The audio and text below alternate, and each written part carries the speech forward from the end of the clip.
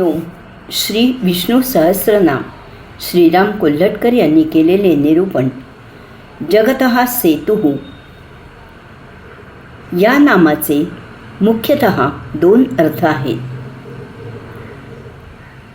संसाररूप समुद्र सुखाने ओलांडता यावा यासाठी जो सर्व जगताला पुलासारखा होतो, किंवा बंधाऱ्यामुळे निरनिराळे जलाशय निर्माण होतात आणि एकमेकात न मिसळता स्वतःचे वैशिष्ट्य टिकवून वेगवेगळे राहतात, त्याप्रमाणे ज्याच्यामुळे जगतामध्ये वर्णांची, आश्रमांची, गुणांची, स्वभावांची, रूपांची, आकारांची विविधता निर्माण झाली आहे आणि टिकून राहिली आहे.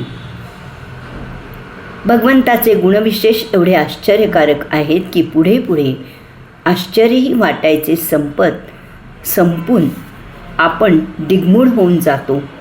मानवी बुद्धीची मर्यादा स्पष्टपणे जाणवते. आज पृथ्वी तलावर सुमारे 700 कोटी मानव आहेत. यातील एकही मानव दुसऱ्यासारखा नाही.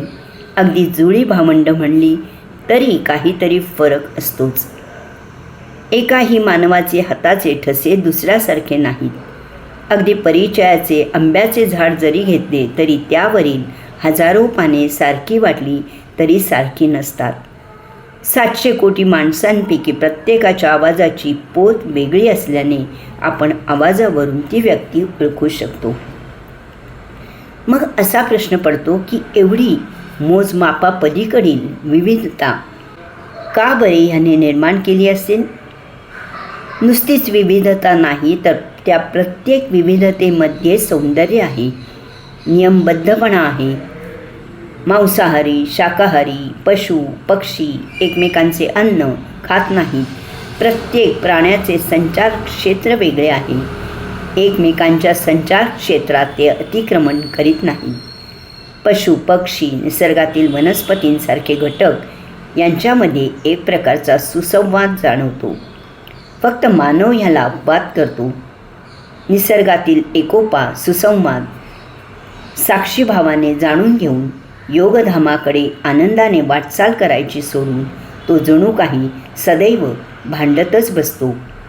विवेक बुद्धीचे वरदान जरी लाभले असेल तरी ती गुंडाळून ठेवून पशुवत आचरण करतो.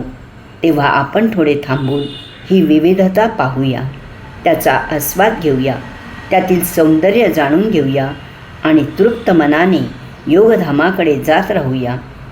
हे न केले तर आपल्यासारखे करंटे आपणच नाही का? हरिओम.